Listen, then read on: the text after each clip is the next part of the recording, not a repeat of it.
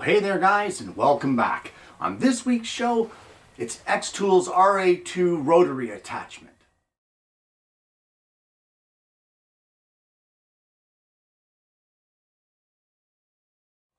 Well, on last week's show, I brought you Xtool's D1 Pro laser engraver, the 20-watt version, and I mentioned the RA2 rotary attachment, and that's what we're going to look at today. So what we're going to do is see what's in the box. I'm going to show you how we set it up, and I'm going to make an attempt at engraving a glass. So when you open the box, you're going to be looking at everything you need to be able to engrave a multitude of cylindrical items. Weird shapes, cylinders, spherical like Christmas ornaments, that sort of thing. And in the case, you'll have the tool to make the adjustments, all the cables you need to hook it up. You'll have the rotary tool itself. You have your end support and leveling bar. You'll also have the 3-jaw chuck and a level with 2 sets of jaws for the 3-jaw, both a multi-step and then just a single step. And these are soft jaws, these are not metal. You'll also have one gear for your belt drive, a chuck key, a flexible or soft tape measure, and as well you will have this little kind of suction cup attachment, which would be for things like spheres. As well, there are pins here if you're going to engrave rings, or if you need the pins to hold some strange object on the inside and spread them out. And of course, any hardware that you need. So the first thing that we want to do is we want to assemble it for whatever it is that we're going to be engraving today. And in our case, I'm going to try to engrave a glass. So the first thing that you want to do is you want to adjust your base for the item that you're engraving. Depending on what it is, if it's a perfectly cylindrical thing, you could use the 3-jaw chuck. But the glass that we are doing is a little misshapen. So you need to adjust these rollers, which is what will turn your glass as it's engraving, to fit this item. So I have it in its widest configuration. I want to change this C roller from C to B to see if it fits a little better. And in order to do that, you can flip this over, and there are Allen bolts here that will hold in these rollers. So using the tool provided, you can remove one of those bolts, whichever one you want to change up, and this roller slides out. So the whole thing will slide out just like that, and then we will put it back into the B slot, and then once we get it in there, we can replace the screw in the bottom and tighten it down. And there we go, we have that now set in place. You want to make sure when you're doing that, inside here is a belt. You want to make sure that you're getting it so that the teeth are in the belt properly, so that when this rotates, the belt will spin both of our rollers. So we can now test our glass in here, but there's going to be an issue, I know, because I've already tested it. As soon as we sit this in, the glass is very bottom weighted, so that is going to cause a serious problem during engraving. So this is where your support arm comes in place. And this just has some rubber non-slip feet on it, and it can sit here. If you have a longer piece, it can be out here, wherever you like, and you sit this at the end, and what we're going to do is support our glass onto that support tool. But you have an adjustment knob here, and you can see that that doesn't really work. So you can use your adjustment knob to turn it up and get it so that it's sitting straight onto your entire rotary tool. And that is where the level comes in. The level would be sat here on top of your glass, and you would then adjust this screw or this adjustment knob until your glass sits flush or level on your roller assembly. There we go, just like that. Now this is set. This is how it is going to turn in the rotary tool. So what do we do next? Well, let me show you. Now, once you get your rotary tool set, you may notice that I changed it back to the C setting. I just like the way it turned the glass better. This glass is a dollar store glass, so it is not perfect, and it does spin a little wonky, so I don't know how this is going to turn out. But in order to use the rotary tool, you will need the leg risers on your laser frame to raise it up to give clearance of the laser to your glass. But what happens is you want to take out and unplug right up underneath here where your start switch is. You want to unplug your Y-axis motor, because the Y-axis now will be controlled by the rotary tool. So we can just unplug that and take the cable from the rotary tool. I know you can't see it. There's no way for me to get a camera under here. And we will just click that in. And now the rotary tool is going to be spinning to control the Y-axis of our engraving. Well, everything is almost set, but you cannot just engrave the glass like this. So what we need to do first is clean all the fingerprints off of this outside of the glass. We'll do that with some denatured alcohol and make sure that it's nice and dry. We then need to, believe it or not, paint the glass with something. And from everything that I've heard, one of the better things to do it with is this cold galvanizing compound. So what we're going to do is we're going to, in the area that's being lasered, we're going to give this glass a nice thin even coat of the galvanizing compound, and we'll let it dry. Okay, so it's time for a reality check. And what the reality is that I've never done this before. I have never laser engraved a glass. So honestly, this is a big experiment for me, and the fun of it really for me is the learning of this new tool and what it's capable of. So what you're going to see here today on the results are, well, my first attempt to see if it's going to work or not. I really have no idea what to expect from this, but we're going to find out. So what I've done is I have set the laser to be 100% of the power, so all 20 watts, and I have set it to be 12 millimeters a second, which is a really slow burn. That normally on, say, quarter-inch thick wood or that sort of thing will slice right through it, and that is normally a cut. But we'll see how it does on the glass.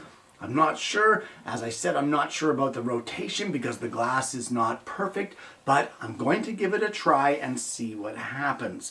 So, as this thing continues to laser away here, we will carry on and just wait for it, and I'll show you what the results are when I'm done.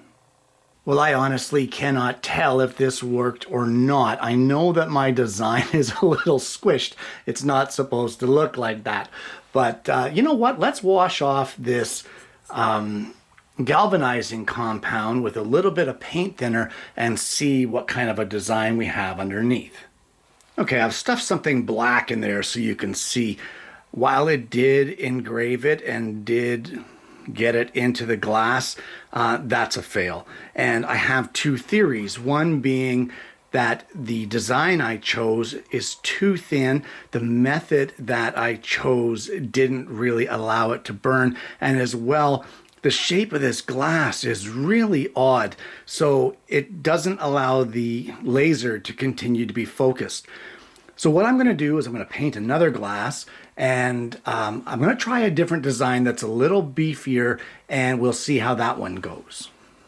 Well, what I've done is I've tried a different design. It ended up being backwards, but I used some masking tape and placed it on the glass just so I can test it to see how it's going to come out. Interestingly enough, it's reversed, and I don't quite understand that, but either way, you can place some masking tape on there and you can test your design without actually affecting the glass. This is just a little bit of adhesive, and that can just rub right off with your alcohol. So the design here works. I just have to figure out what's going on, and I will mirror it, and then we're going to try it on another painted glass. So I'm trying again, and one thing that I'll point out is that if you're going to do the masking tape method to test your design, just make sure that you drop your power and increase your speed. For this here, I put it up to 120 millimeters per second and lowered the laser strength down to about 65%.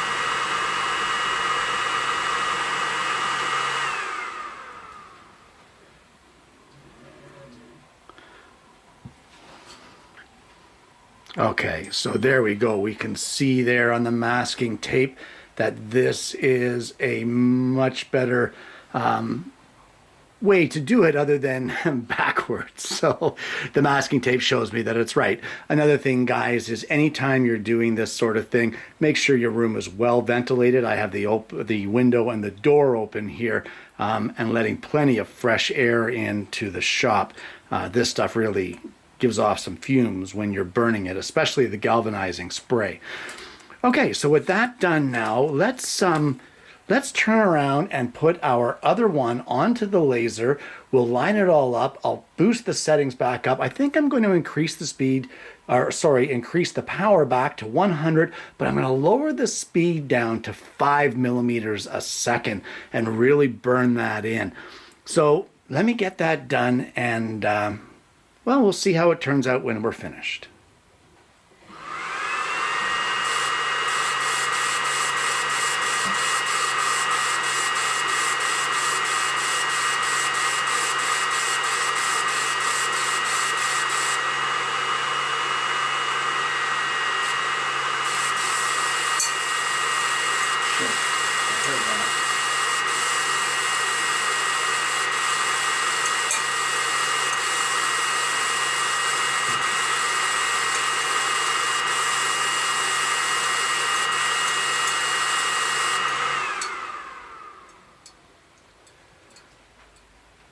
All right, so I stopped that one right away due to the fact that I could hear the glass cracking. It may be a little too hot there with that 100% laser at that slow speed. The engraving looks great, but I can see the chip of glass that's popped out of that. So I will paint another one, and we're going to try this again.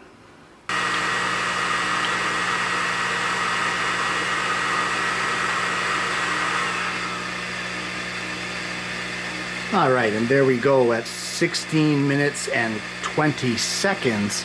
Not sure how it came out,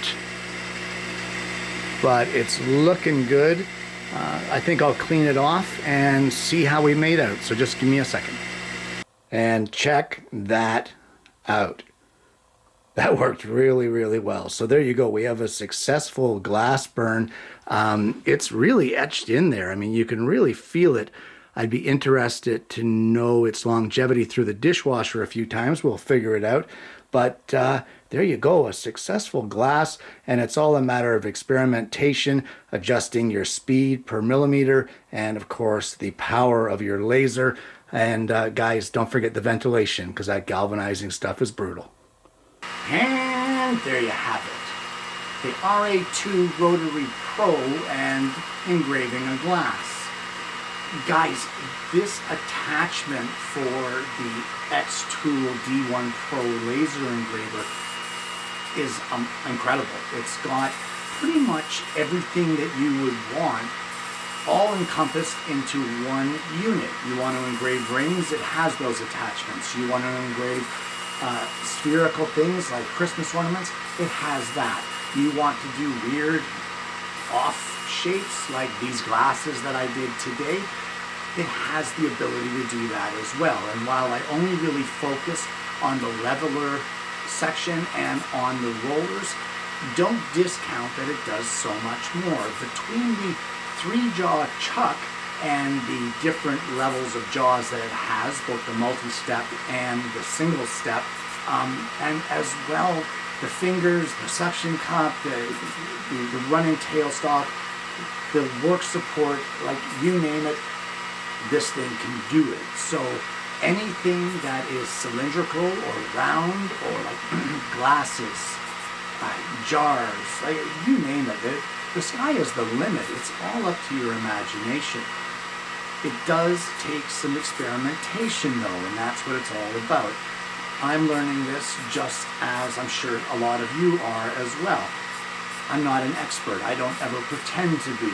So this has all been fun experimentation. And while I ruined 2 glasses, I did get the one successful one, so I'm happy with that. Now, you got to remember too that masking tape trick. If you're not sure where your design is going to go or how it's going to end up, or in my case, if the letters are the right orientation, mine were backwards, put some masking tape on the front of that, drop your power, raise your speed, and just engrave the masking tape. It will not mar the glass, but it will give you a pretty good idea of how it is that you're going to see that image when it's actually lasered in there. The other thing too that you could do, which I did try, is do it on a dowel, a larger diameter dowel, put it in place on the rollers, and just burn it onto the dowel and see how it's going to work out. Either way, the RA2 Pro Rotary attachment is incredible. I think I'm going to have a lot of fun with this, and I can already think of all kinds of ideas and projects that I'm going to be able to apply this to in the future. And guys, I want to thank you so much for tuning in this week. If you haven't already, please consider liking and subscribing to the channel. You click that bell and then you won't miss the future notifications of the show. I want to thank you again for tuning in. I hope you've enjoyed the content I've brought to you. I hope that if you have this laser system or any others, you'll consider this rotary tool because it really is a great little device. And more importantly, I hope you're going to join me again next week when I bring you yet another Alternative Tuesday.